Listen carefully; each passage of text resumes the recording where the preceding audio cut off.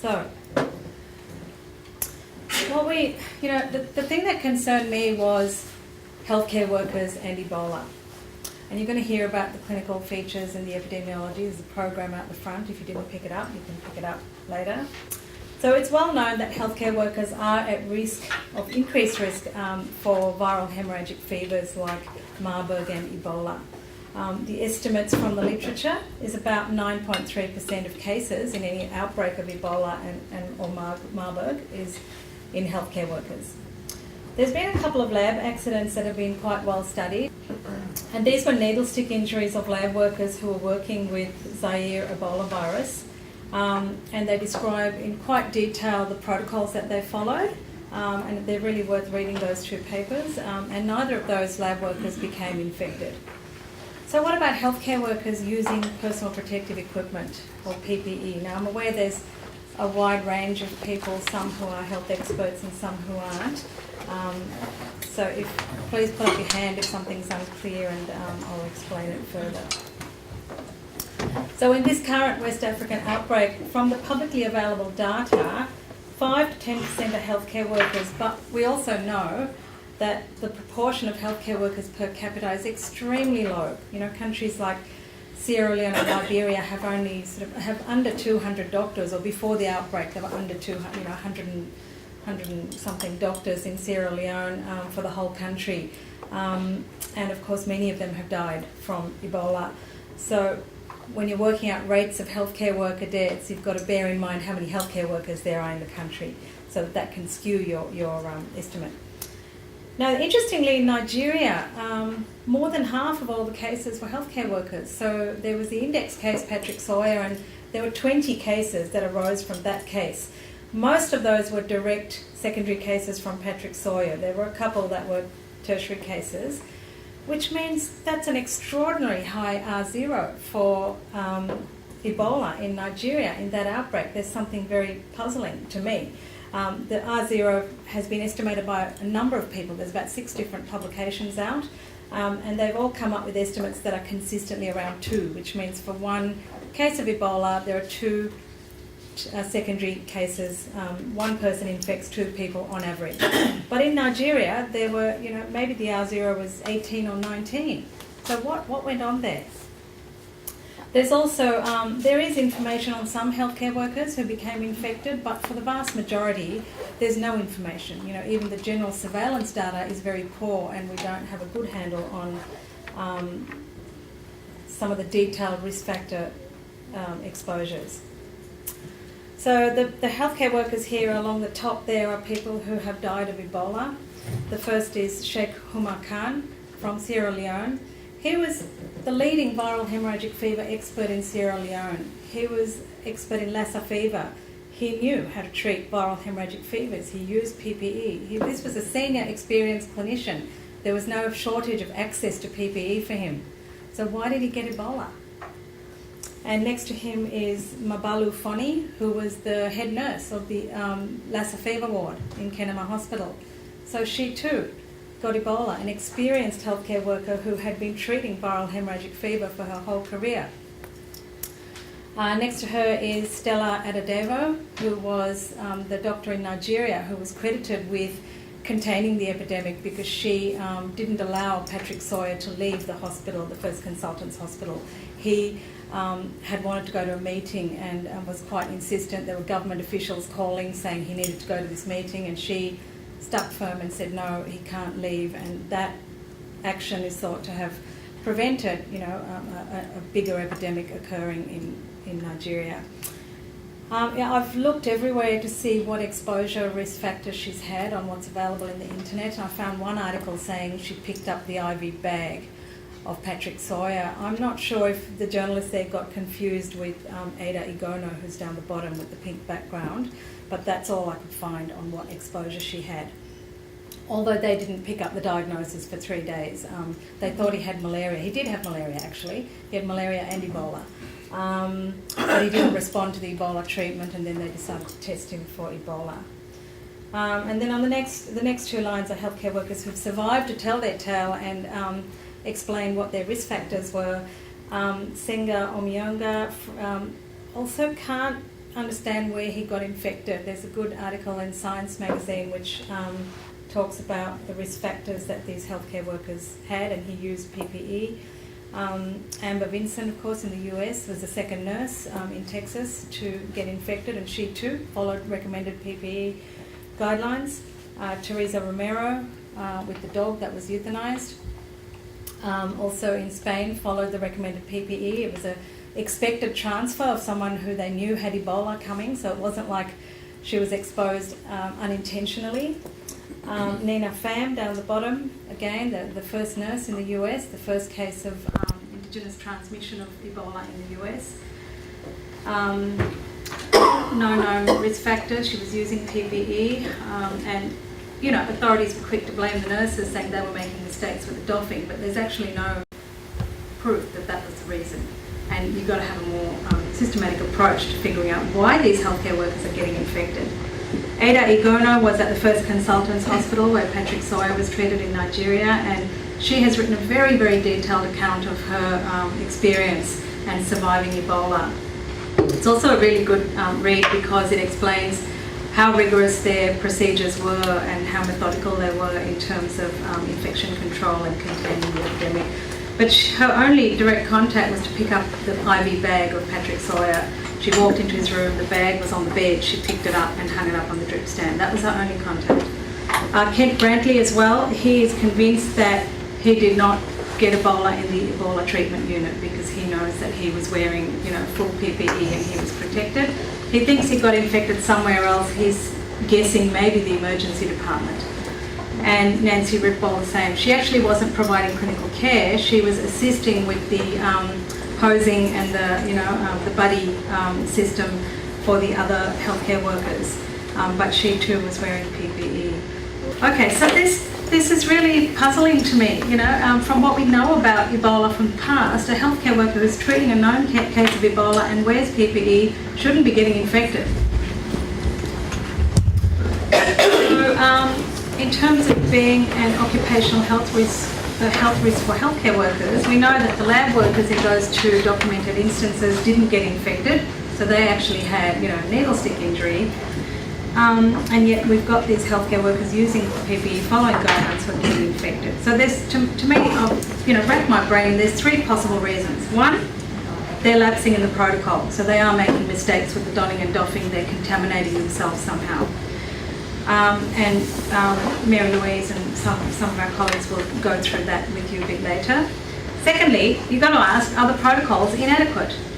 And thirdly, they're getting infected somewhere else other than where they are providing clinical care, which may well be the case in West Africa where there's quite an uncontrolled epidemic, but highly unlikely obviously in the US or Spain. So I've already mentioned to you the genesis of the ARM network, and that we're aware that many of our members were planning on deploying to West Africa through various agencies.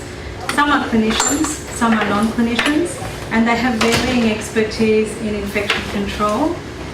It doesn't matter as much with most other infectious diseases when you go out to respond. If it's dengue fever or cholera, it doesn't matter as much.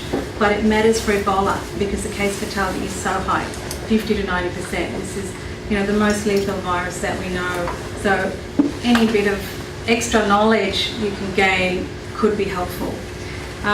So, as I said, it was initially to support our members, but we opened it to others who may be domestic first-line responders.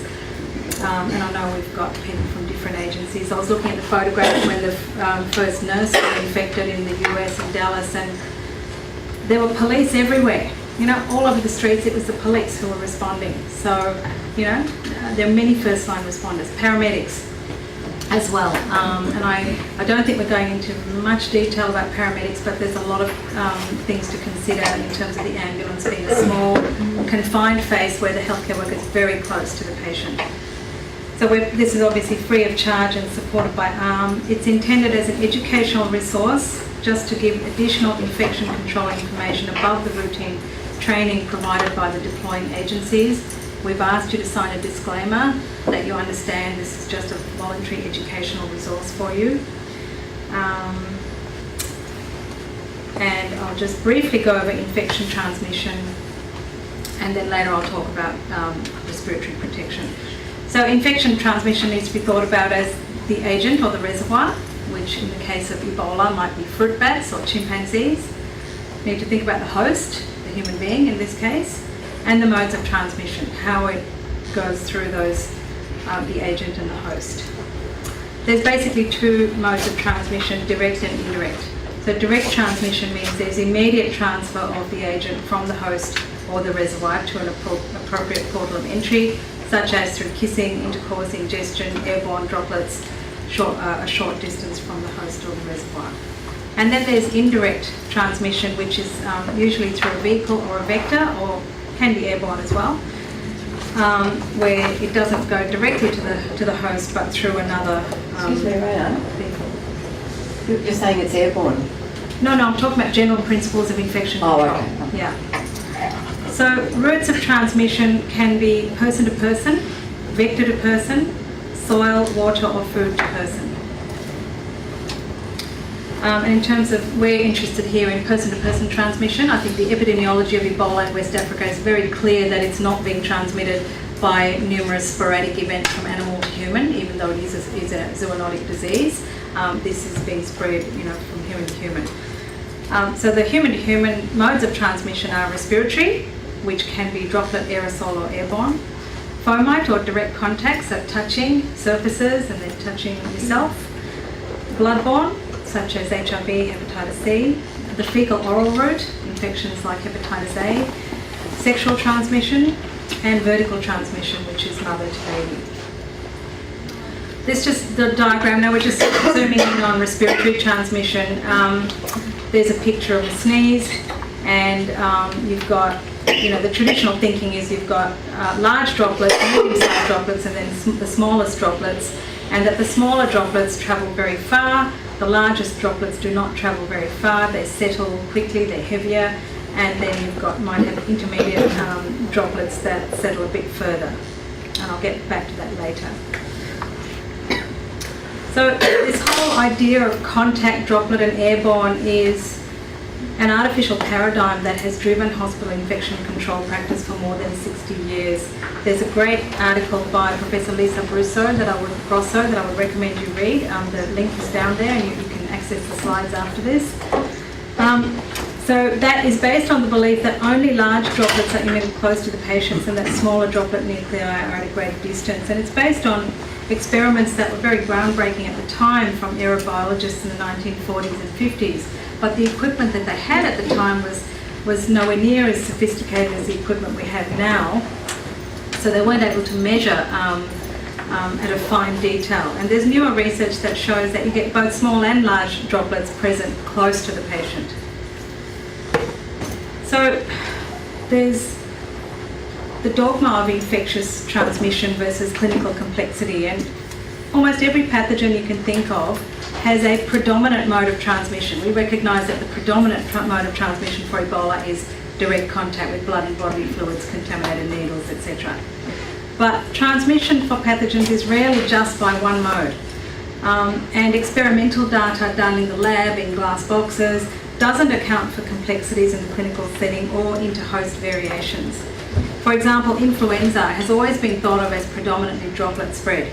So those are the large droplets sit close to the patient from, directly sneezing, the droplets you can feel on your face when someone sneezes on you. But numerous studies have shown that it is also airborne, or what's called airborne, aerosolized. And it's also spread by contact. SARS as well was both airborne and droplet. Now this is the infographic that the CDC has put out, facts about Ebola in the US. You can't get it through the air, you can't get it through water, you can't get it through food. And they're talking about the US obviously, people don't eat bushmeat in the US. And that you can only get it from touching the blood and body fluids. So this is a very emphatic statement. I'd like to talk briefly about the Kikwit Ebola outbreak in the Democratic Republic of Congo, which is the best outbreak in terms of the amount of epidemiologic analysis that was done on the outbreak, the amount of detail that we have available to try and understand the disease. And this is their table showing the risk factors for Ebola in this outbreak. And if you just look here, the odds ratio, an odds ratio of 1 means there's no difference between people who got sick and didn't get sick. the bigger the odds ratio, the more the risk. So odds ratio of 10 means that risk factor, admission to hospital, means you were 10 times more likely to get sick, get Ebola, okay? Receipt of an injection, the odds ratio was 30. Visit to an ill friend, 10. Attended a funeral, 3.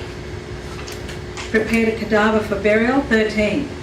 Physical contact with an ill person at the work or the market, 24, and healthcare worker, 9. So when you look at the magnitude of those risks, actually injection is the biggest one, and there's small numbers with very wide confidence intervals, obviously. But it's interesting because we've had a lot about funerals, and yet the risk factor here with reasonable numbers was 3. In this outbreak, there were 55 cases of Ebola without any clear risk factor. The rest of them, it was pretty obvious what their risk factor was. So they did a more detailed study to look at those 55 people and figure out why did they get infected. And they found risk factors for everyone except 19 of those patients. Of 14 of those 19, they had visited somebody's house, someone who had Ebola, was sick in bed at home, and they had some kind of touch contact with the patient. But 5 of them had no contact at all. And this study was done by people from CDC. There were CDC authors on this paper. So there were 5 people who had no contact with the patient but still got infected. There's also been a number of experimental studies in animals that have shown the spread of Ebola without direct contact, experiments using monkeys and pigs. And I think the other thing to remember is Ebola is a rare infection and it's not well studied compared to influenza. The number of studies we have to draw from for Ebola is just a fraction of what we've got for influenza. So to be so certain and to be so dogmatic about we know how it's transmitted, how can you know? It's not that well studied, and there is a lot of uncertainty just based on what I've already presented. And I think there's no basis for communicating scientific uncertainty as certainty. So from what is known, I think if we look at those modes of transmission that I mentioned, respiratory, fomite, bloodborne, fecal, oral, sexual, well, yes, it is spread by the respiratory route, probably, either aerosol or droplet or airborne, as evidenced by the kickweed outbreak and animal studies. There is, obviously, the predominant mode is the direct contact, bloodborne. We know that needle stick injuries is a risk factor. Maybe fecal oral is a risk factor too. Ade Gono picked up the IV bag of Patrick Sawyer. He'd obviously carried it to the toilet and hadn't put it back. He was, Ebola patients have a lot of diarrhea and vomiting. There's probably a lot of fecal contamination on that bag. And then sexual transmission, because it's been shown that the virus can persist in the semen after recovery of the patient. So it's recommended people wear a condom. And vertical transmission from mother to baby is the other one. So I think there is evidence that there are multiple modes of potential spread. Flipping the question around, looking at the public health messages, Ebola is hard to catch. You can only catch it through contact. While numerous healthcare workers using full PPE with no or minimal contact have got infected, and we're seeing an uncontrolled epidemic with an estimated R0 of 2, which is similar to the last pandemic of influenza, and the observations in the field are not consistent with it being hard to catch. So the purpose of this workshop is to cover key aspects of infection control for people who might be first-line responders, either deploying to West Africa or first-line responders in Australia.